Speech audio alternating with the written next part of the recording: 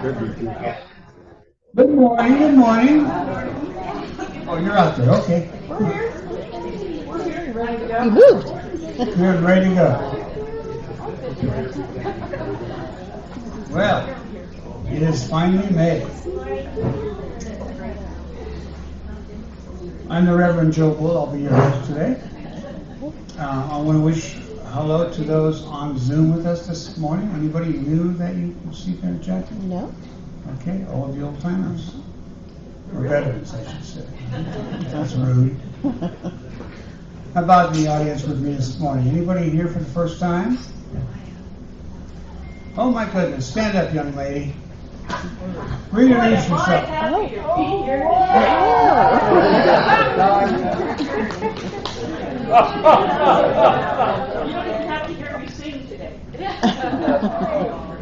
It's good to see you, Lauren. Thank you. Very nice. Well, the year 2026 theme is Awakening, and the topic for April was In the Light, and now this topic for May will be the Light. So I'm not sure what difference that is, but we're going to find out. Our speakers are going to let us know that this month. But that'll be our topic for the month, Be the Light. Let's start off with a little meditation, shall we? I'll ask Deb to play a little something for us. Good morning, Deb. Good morning.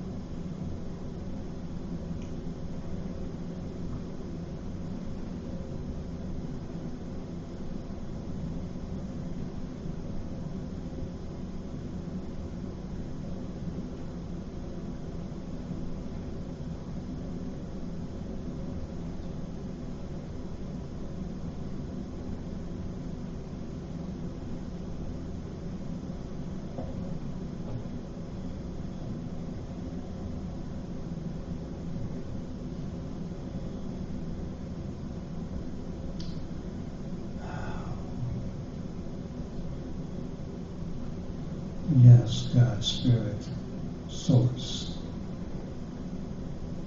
Let us know and realize we are spiritual souls, and we are to be the light. We cast our lights of goodness wherever we go. We lift our spirits by being the light to all we come in connection with. That is who and what we are, channeling God, Spirit, Source, wherever we go and whoever we come in contact with. That is who we truly are. And so it is.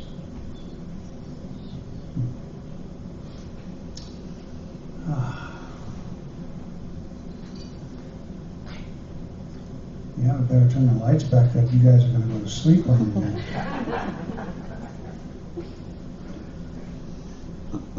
Thank you, Reverend. Well, we have a spiritual thought as usual for you. I want to bring up Jacque Stringer to give us that spiritual thought. Let's give her some love.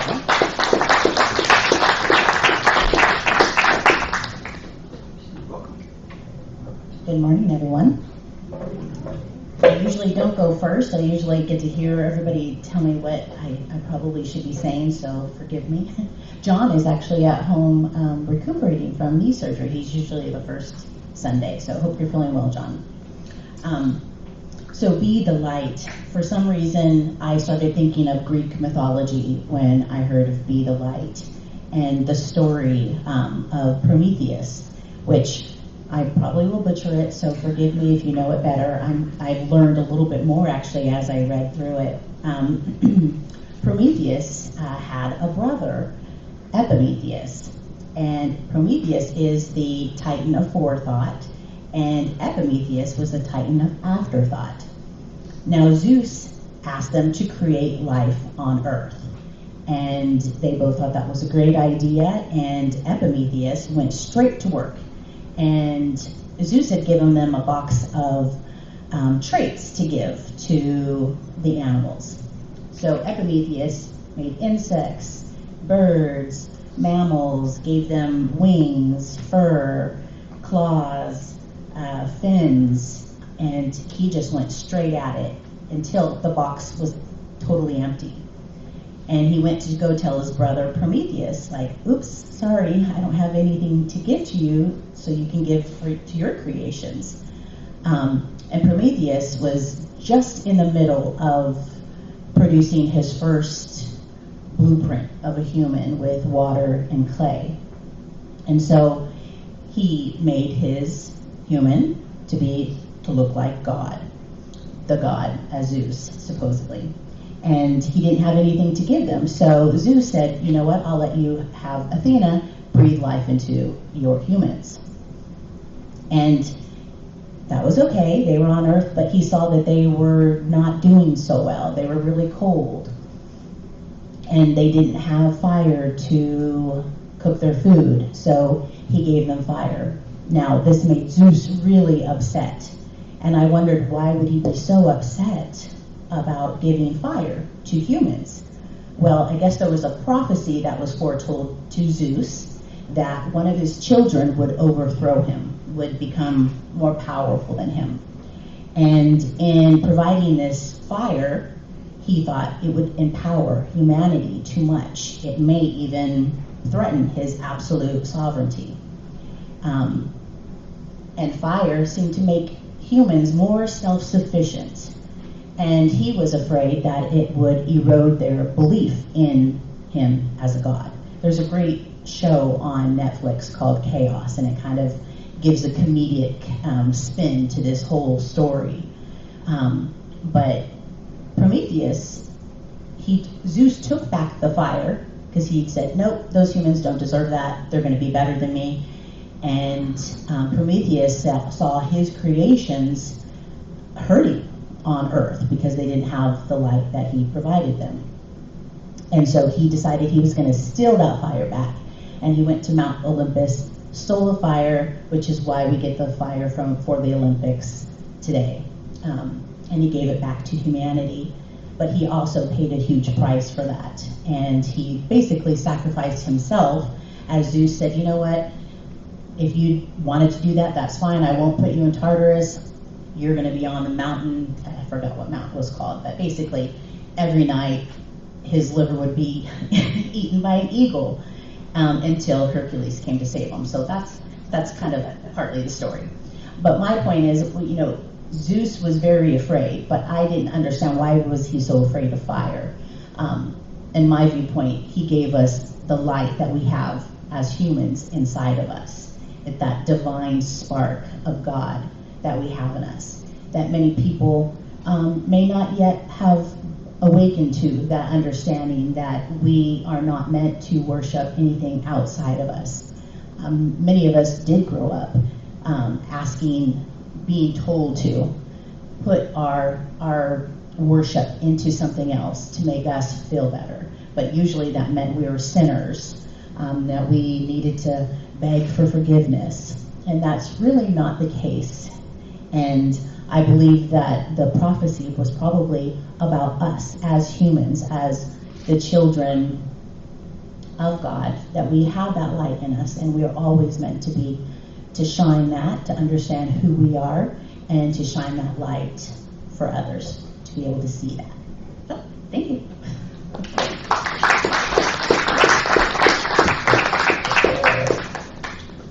Thank you, Jackie. Well, I guess I don't have to ask for forgiveness anymore. That feels good. There's some music by Deb.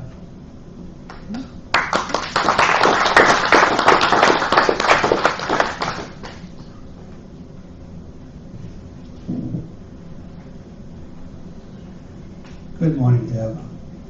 Good morning.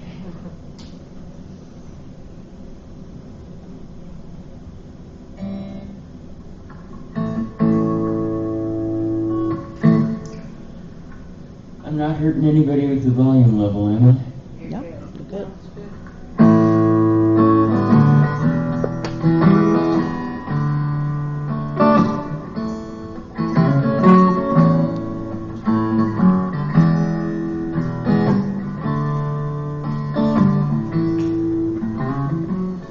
When you can't find the light to guide you through a cloud of day, when the stars ain't shining bright and it seems like you've lost your way, when the candlelights of home seem so very far away, oh, you gotta let your soul shine. Just like my daddy used to say, soul shine, oh, it's better than sunshine, better than moonshine, damn sure better than rain. People hope you don't mind, we all feel this way sometimes. Gotta let your soul shine. Shine till the break of day. I don't grow up, I thought I had to make it, so gonna make it on my own. Like to take the strongest guy and make it feel so alone. Now and then I feel a cold wind blowing through my aching bones.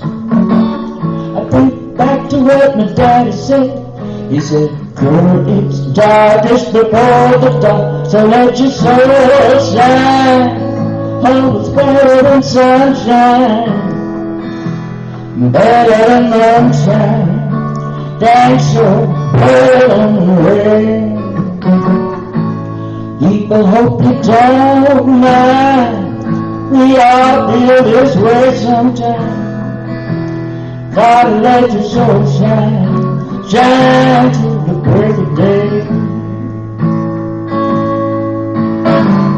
Sometimes a woman can feel this emptiness, like a man was wrapping up a bad soul.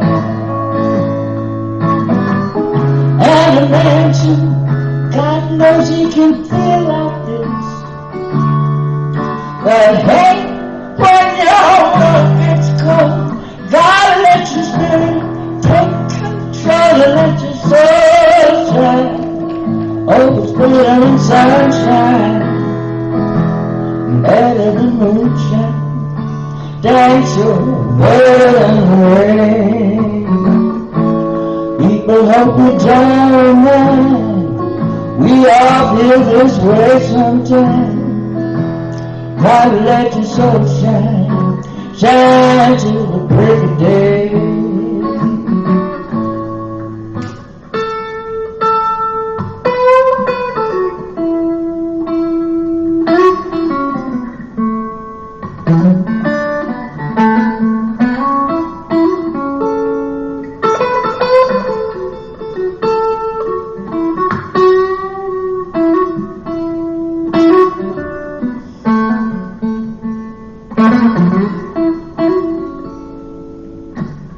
Sometimes a woman can feel this emptiness like a man has robbed her of her very soul.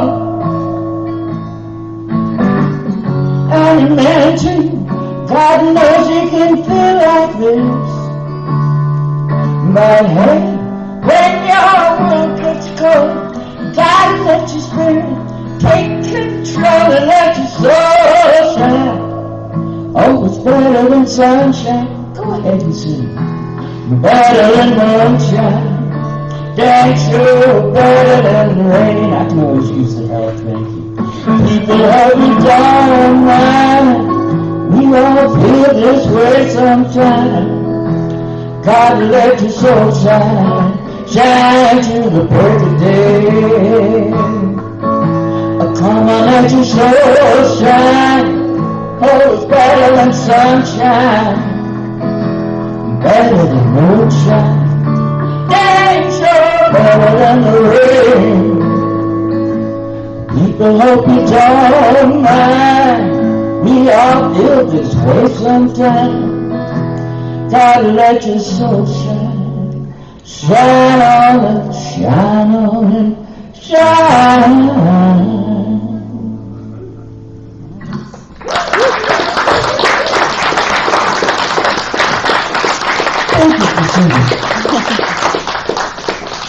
Gotta let your soul shine. I don't know if it's better than moonshine. I've had some moonshine in my day, and I was pretty happy. Thank you so much, Deb. It was beautiful. And Jacque, you make me think about all the years and centuries that have gone by since the days of Zeus and all the other gods that started on before us, and how far we've come to have our freedom today to be who and what we are today, and to be able to speak about God, Spirit, in our own way. And that's why we're here together all the time. It's beautiful. Well, our speaker today is Reverend Robin Wohlford. Can you come up here, Reverend?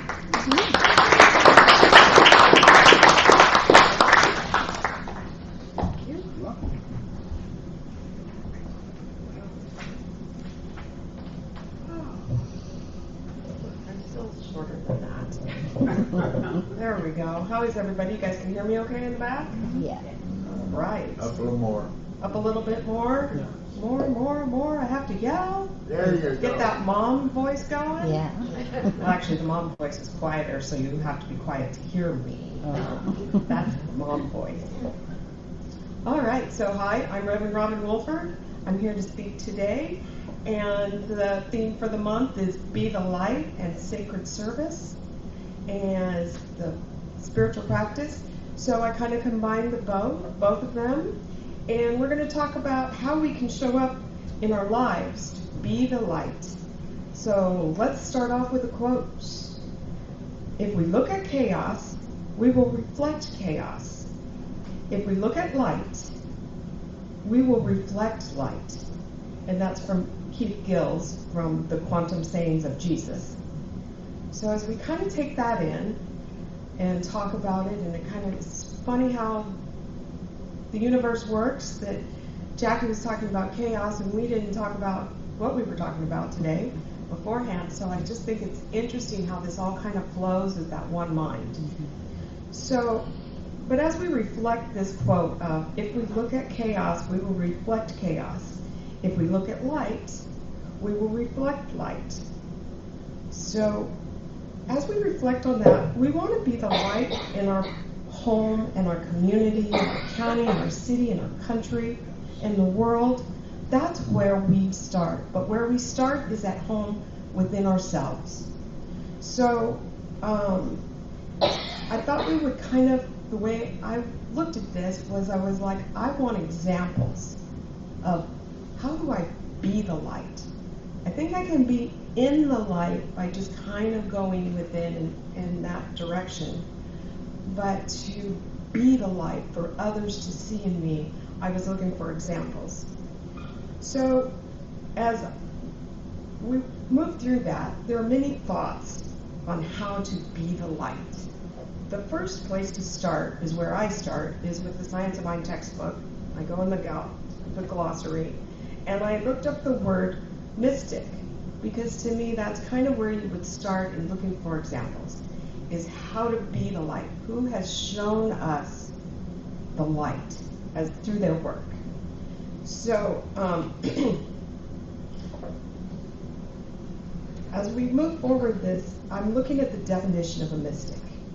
And as a practitioner of New Thought, in that Science of Mind textbook by Ernest Holmes, our founder,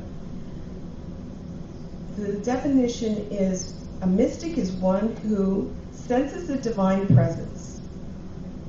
And some people confuse mysticism. Let me move this down a little bit. There we go. Is that better? Still okay? A mystic is one who senses the divine presence. Some people confuse mysticism with like psychism. And it's important to make sure that we have a clear distinction of that. A mystic is one who intuitively intuitively senses that reality, the highest and the best that we have in civilizations such as music and art, philosophy, poetry. But the result is that the mystic senses which has been perceived by a few in each period of time. The psychic capacity, at best, deals only with the human thought, only reads subjective pictures and tendencies. A mystic does not read human thought, but senses the thought of God, that presence within. So, and then from Wikipedia, mysticism is defined as the pursuit of direct personal experience of the divine, absolute or ultimate reality, often aiming for a sense of oneness or union with God, that divine power. It focuses on inner transformation, transcending regular consciousness through prayer, meditation, or contemplation, rather than just following rituals or just dogmas.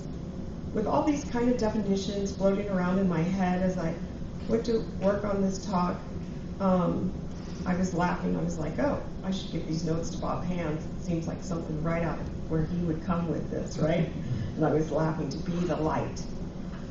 So I'm going to start with exploring different mystics that I kind of defined as mystics. I don't know if other people would, but I just feel like that they came into that presence of the divine to do their work and to show us how to be. And so one of the first ones is St. Teresa of Avila. And she was around about 1550 through about 1582. She is a Spanish mystic and Carmelite nun. And Teresa of Avila was known for her writings on mental prayer.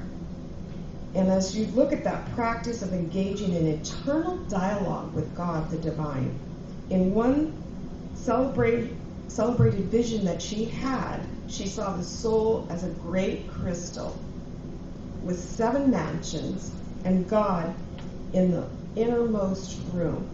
as you go into that crystal in those different rooms, go into that center, there is the divine. The concept formed the basis of her most popular book on contemplative prayer. And this book is called The Interior Castle. And it's one of the first books I actually read on spirituality. When I first started on my first class, it was a required book. It's kind of deep and takes a while to get through. It's not like you can read 50 pages in a night. But it's one of those books that kind of just sits with you. You read a page or two, and then you're good to go. And you can contemplate that and sit in that. She's also had 3 other books that have been published, which is entitled Life, which is kind of her autobiography. And then she followed it up with The Way of Perfection. So, and a quote from her writings, as we think about her in that castle-y kind of setting, right, in the Spanish Ghost, rarely do we reflect upon what gifts our souls may possess, what dwells within them, or how extremely precious they are. So if we think about our gifts that we each have and how precious each of those gifts are. And so she's a great example to me as mysticism with that pursuit of direct and personal experience of the divine absolute, the ultimate reality, almost often aiming for a sense of oneness or union with God. To sit in prayer and have a dialogue with the divine in that calmness, awareness of how we can be the light. Spiritual practice of prayer is so important to be moving to that light of God. And as we kind of move there, I move next to Rumi. I'll say it wrong half the time, but you guys know what I'm talking about, right? The Sufi poet who gives us the tools for contemplation, and to set in that contemplation. And in guidelinepost.org, I got this information about these mystics, and they were writing about the information about Rumi is he was around from 1207 to 1273 and was born into a scholarly Muslim family that is now Afghanistan. And he worked as a religious teacher. And as he was working, a traveling teacher came to him and said, "You don't need to teach. You need to live the spiritual path." So it doesn't mean he stopped teaching, but he just started living that spiritual path and doing that contemplation. And he wrote so much poetry, and most of which is the most popular poetry that is bought here in the U.S. And so it's an interesting thing. It's got all that kind of Pinterest and all those things have taken up, putting up his words as quotes for people to have around and to enjoy. And he believed that one's relationship with the divine must be active. Instead of just simply reciting the poetry, he sang it while spinning in circles. And I don't know if today, if you have ever seen this, but it's on YouTube, and these whirling dervishes, and they spin to this music. And it's you can just go in and watch that, and then you can come into that divine presence. And it's an interesting spot to be in. I really enjoy watching it. I can watch some of it, and then I have to close my eyes because I start to get dizzy. And I don't know if you guys have ever seen those whirling skirts. It's an amazing to watch.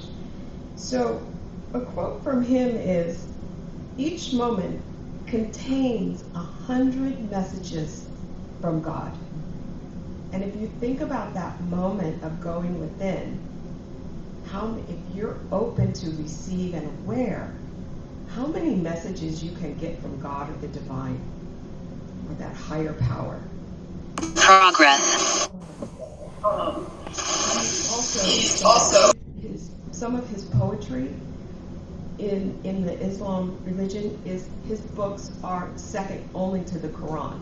in terms of how much reading and spiritual guidance people have been getting.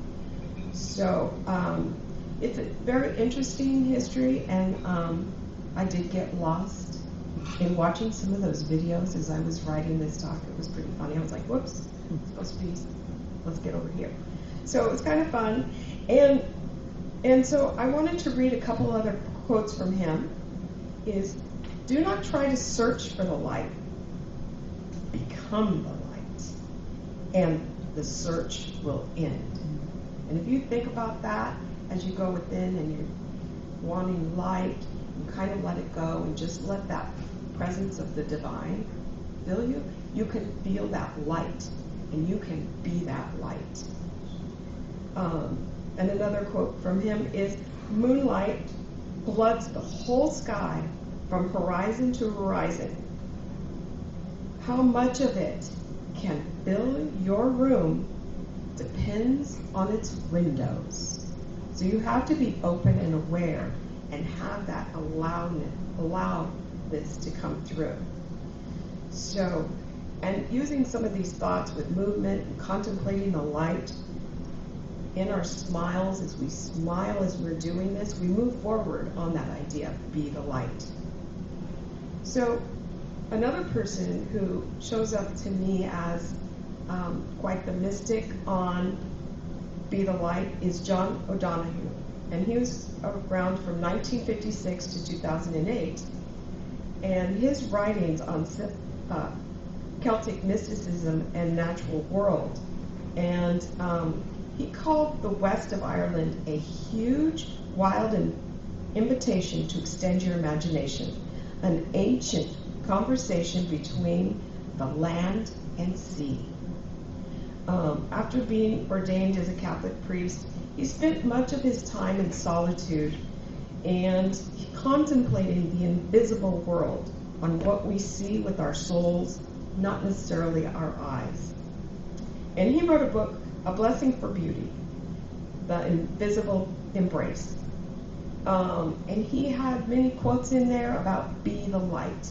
And so today, he kind of inspires us to take a closer look at what we cannot see. Just kind of going within and taking that sense of allowing the light to come in so that we can be that light on the outside, that example. And so a quote from John O'Donohue is, I think the divine is like a huge smile that breaks somewhere in the sea within you and generally comes up again. And then another quote from him is, may the light of dawn anoint your eyes that you may behold what a miracle a day is. And so I think that stuff, those quotes are stuff that we can take in and just allow to be in. And as I continue to explore different things,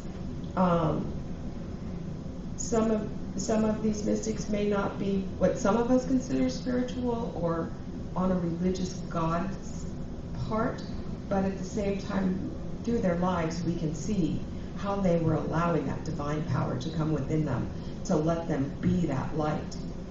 And one of those people is Florence Nightingale. And her life was from 1820 to 1910. And in 1837, she considered that she became the mother of nursing and wrote in her diary, God spoke to me and called me to his service. So this was kind of a scandalous choice for her, being in upper class 19th century British, being a British woman. And she answered that call to be a nurse.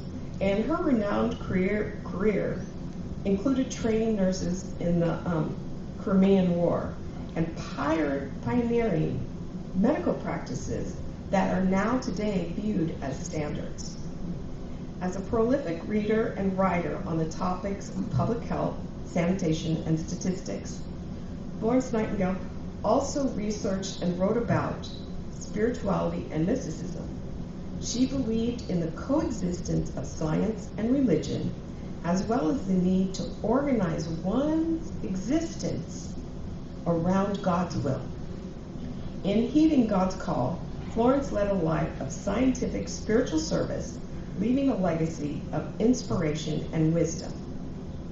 In her legacy, her light inspired so many women to be of service and helping others survive their injuries and illnesses, and brought about new ways of healing and cleanliness. So even at a young age, she was already kind of moving in that direction, and she believed that this was her calling. She believed this vocation to be her divine purpose. And during the Crimean War, in the evenings, she moved through the dark halls carrying a lamp, making her rounds, ministering to patients, the soldiers, who were both moved and comforted by her endless supply of compassion. And thus her work, they began calling her the Lady with the Lamp.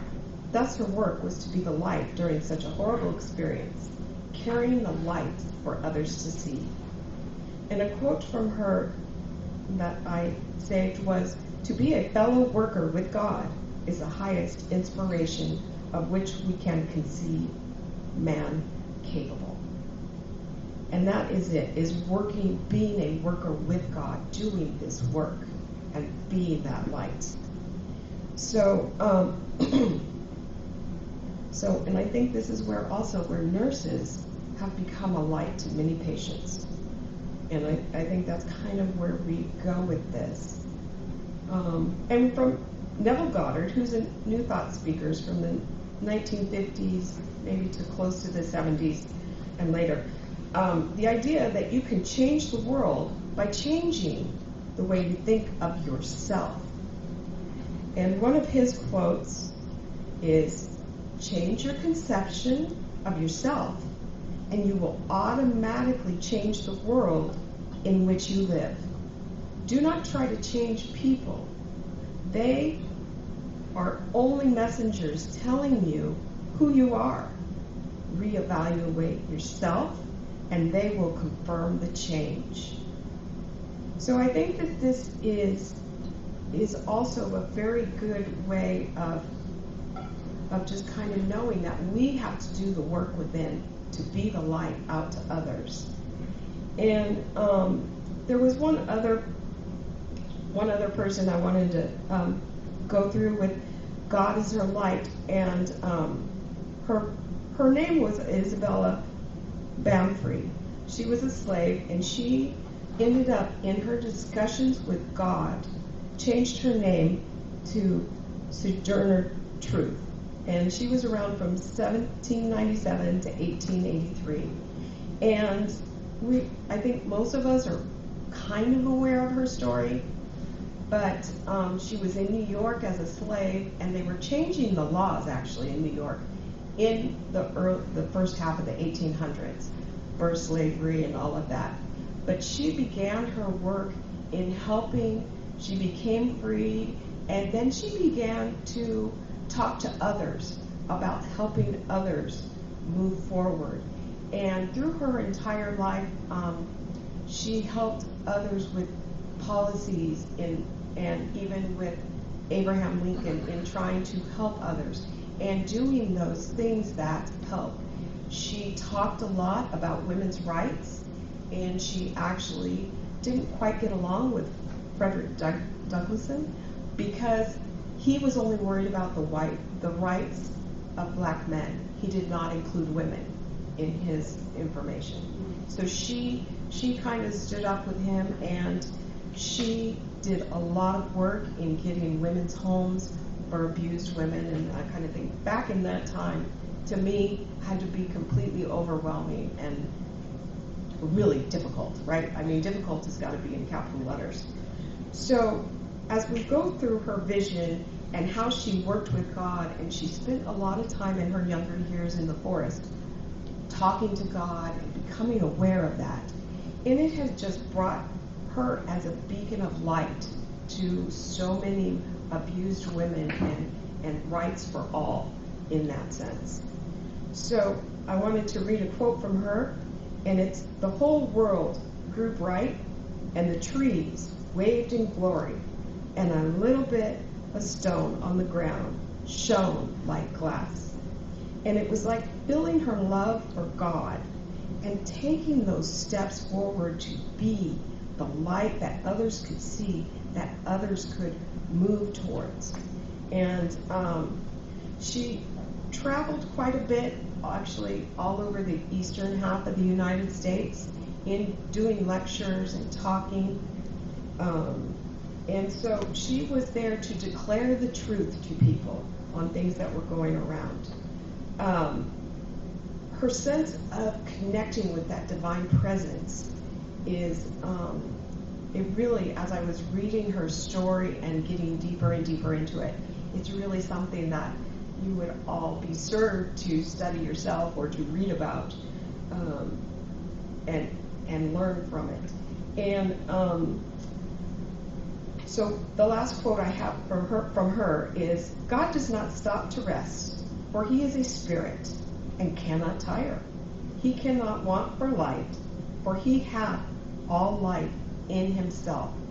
And as we take that quote, if God is in all of us, then we know that that light is already in us, and we are already the light out there amongst everyone. So, as New Thought practitioners, knowing that we are all one with the divine, we can take her stories and the other stories and explore today and begin to work with our intuition, that essence of God, divine, that is in us, and build up our identity of being light that is ours to do. And so I'm going to quote Marianne Williamson, "Our deepest fear is not that we are inadequate. Our deepest fear is that we are powerful beyond measure. It is our light, not our darkness, that most frightens us." So, as we had started this exploration with the definition of a mystic, one who senses a divine presence, we can begin to use examples and begin our own journey to be the light, using prayer, dance, contemplation, going within. We have that spiritual tools to grow as an example to others. And so from self-help author Roy T. Bennett, he wrote a book called The Light in the Heart. And a quote from him is, "You are unique. Always be yourself. The world will benefit most from your uniqueness.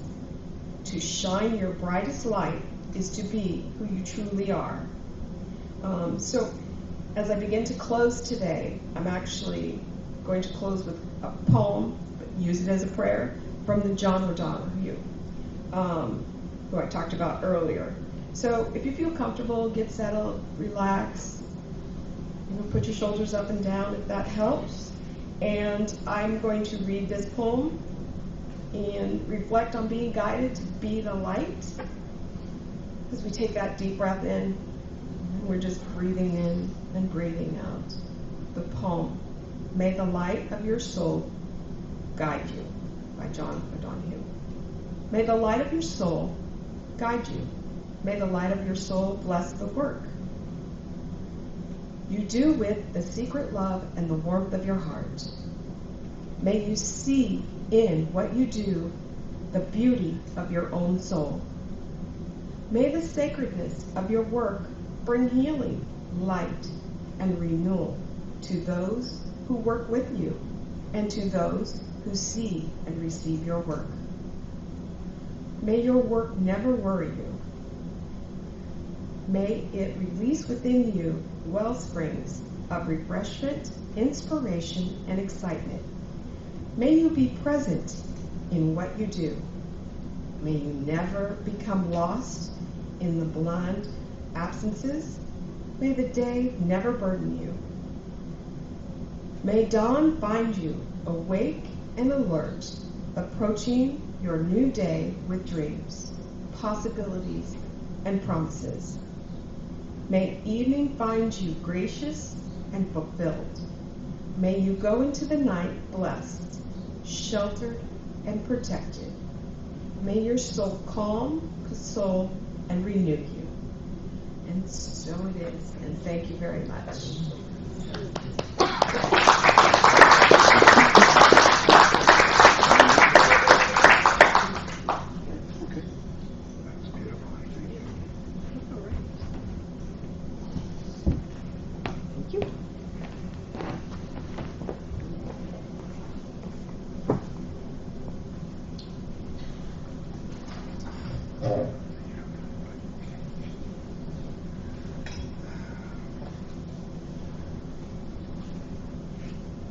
Yes, being the light comes from within us. I truly believe that. And as we allow that light to enter us, to be an example for others to see, so that we all continue to connect with each other in our humanness as well. It was beautiful, Reverend. Thank you so much. Great examples you gave us.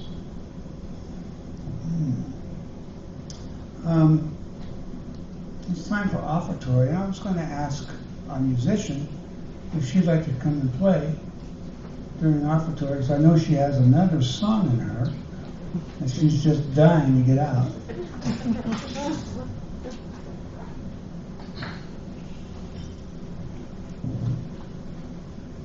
Thank you, Deb. Can I have a couple of volunteers come up and help me with the offertory?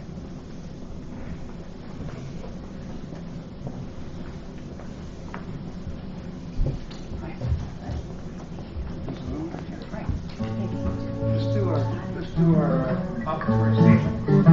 Divine love flowing through me blesses and increases all that I give and all that I receive. Thank you.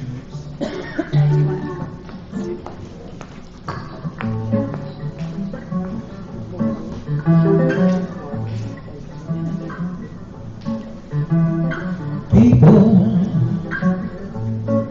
never stop running. Warriors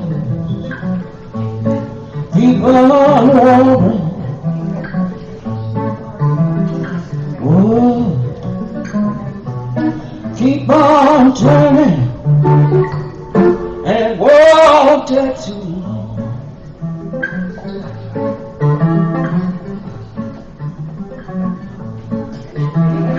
Power, keep on lying, while the people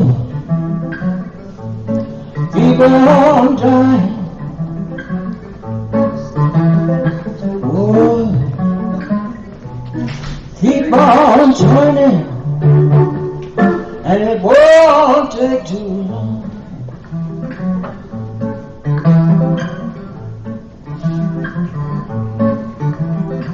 I'm so glad it energized again. The last time on earth I let the whole world ascend. I'm so glad I know more than I did then. Gonna keep on trying till I reach the higher ground.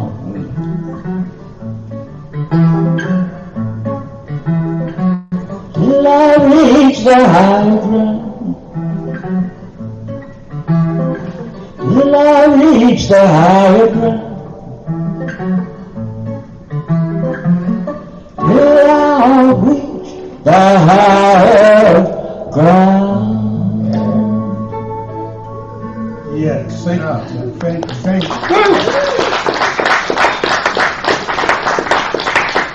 Until I reach the higher ground. I'm working on it, getting there. I want to get back to moonshine for a second. I wanted to be clear about that. When I was living in Clovis, my next door neighbor, we just had a 6-foot fence between us, and I came home from work, and it was about 7 at night, and I could smell something burning, across the. If I'm walking in my backyard, and I look over the fence, and I see this still.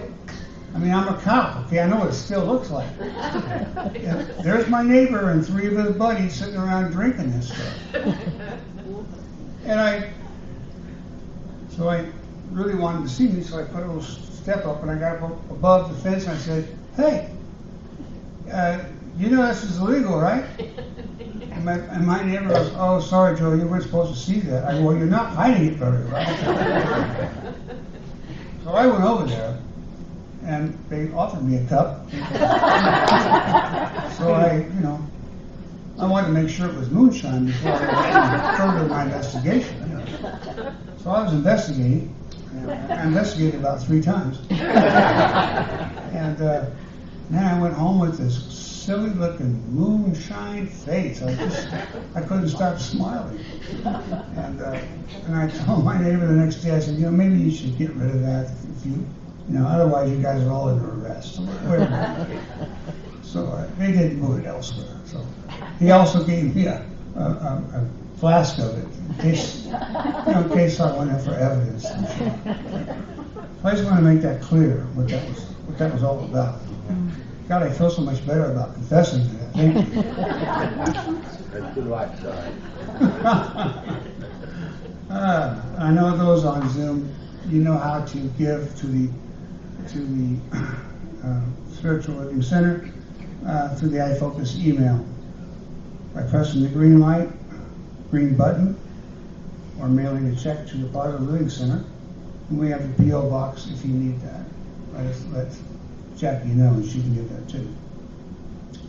Also, I want to remind people about today, Jacque Stringer will be our prayer partner, and we also have the frog box in the back, as you all know, where you can write out any prayers that you want for yourself or somebody else. Please put those in there. We get those and put them out to all the ministers and practitioners for prayer. So don't forget about that. Announcements. I have one from Reverend Bob Hand. His Science and New Thought seminar will be Saturday, May 16th between 9:30 a.m. and 12:30 p.m. right here at the PLC Sanctuary. The donation is he's only asking for $15. And he is a fabulous speaker and just a marvel when it comes to talking about science and new thought. So keep that in mind for May 16th right here at the Sanctuary. Okay? Any other announcements? Yes, Beth? John's not here, obviously. I spoke to him yesterday, and we will be having the flute circle next Saturday. Okay. And there will also be the drum circle, and Judy probably will want to talk about that. And we're going to start early on Saturday, because I'm going to lead it the best way I can, not being John. And we're going to be here at 11:30 and go till 1. 11:30. So if you're interested in coming to the flute circle, please come at that time. And we'll leave the chairs up for the drum circle, which will happen later. Great. But John is healing. He says he doesn't think he'll be here because he's still in pain after the operation, which I would expect. So I hope to see some people. Yes. And we can do some fluting. It'll be fun. Thank you, Beth. Yes, John Milan is recovered from having his knee replacement surgery, so I know he's doing well. And my thoughts and prayers are with him also. Reverend, back there. Reverend Judy. Reverend back there. I know there's a reverend back there. Sounds like a song.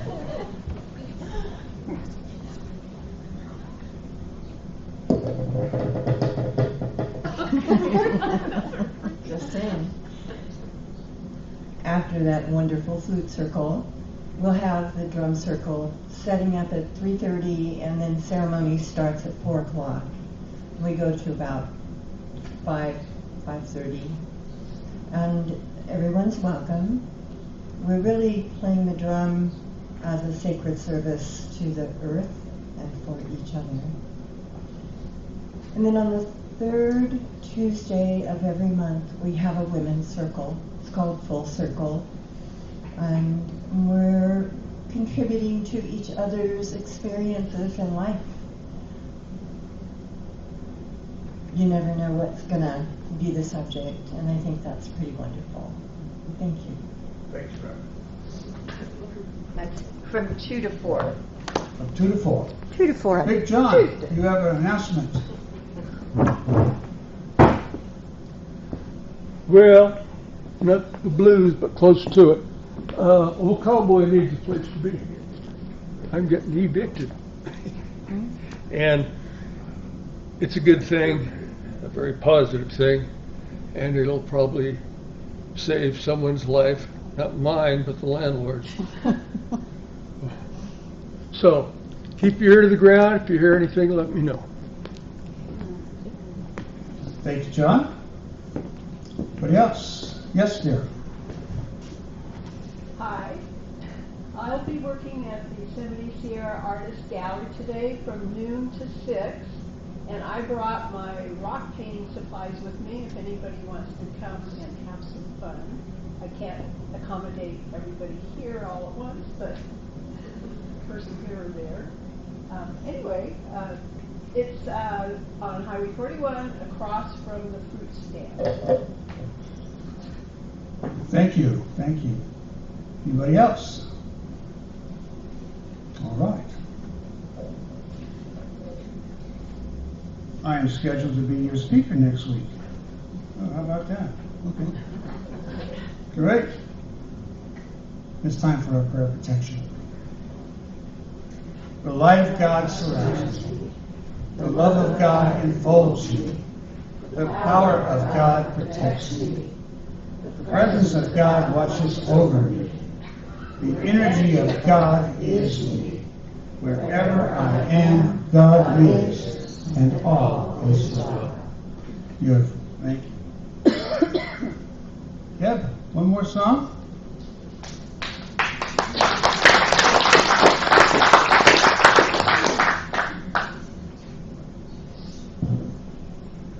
This is a sing-along. Well, at least when I repeat the first verse in Gringo. I do the first two verses in the Cherokee language. That's to honor the ancestors that took that walk in the wintertime. And to honor the fact that we're all here together. Yes. I find this song a fabulous hug for the world. And for me, it's spiritual, not religious, because it includes, it's there for everybody. All you have to do is open the window. Let it in. It's my honor to be able to share music with you all. Thank you very much for that opportunity.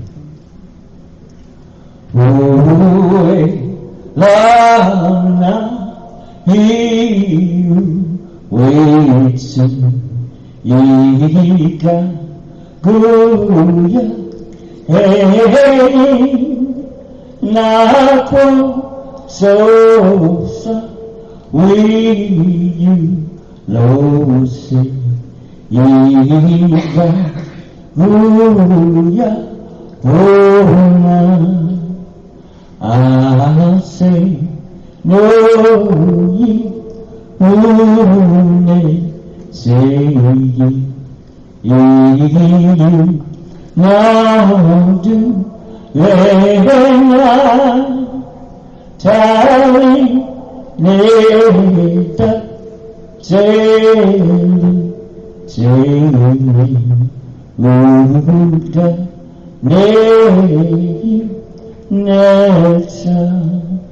help me out here.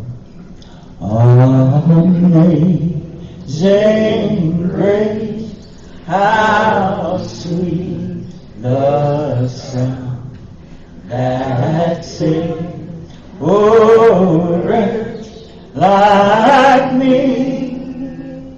I once was lost, but now am found, was blind, but now I see.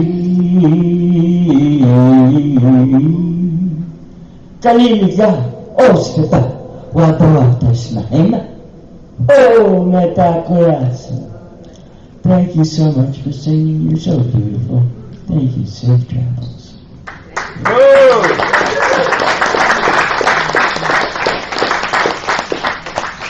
Thank you, Jack.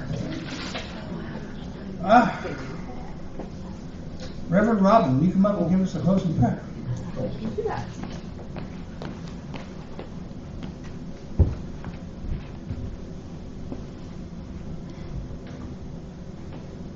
All right, let's take that deep breath in.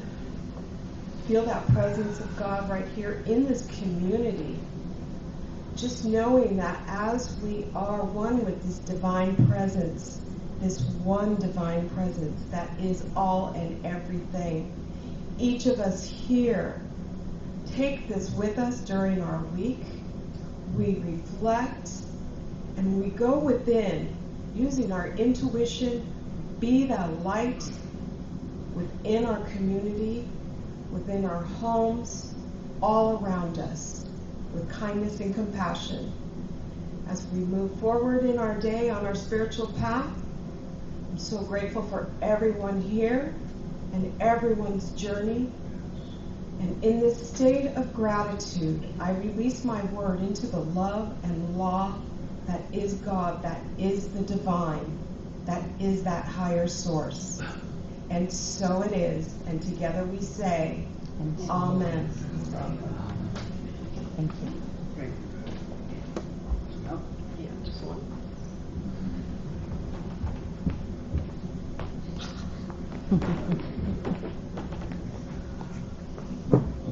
Thank you all for being here today. Thank you for those who are in service today. You guys are the PLC. That's why the PLC is alive and well. God bless us all. Let's have a great week. Hang out for a little bit and visit, and we'll see you next week, okay? Cookies too, right? Yeah.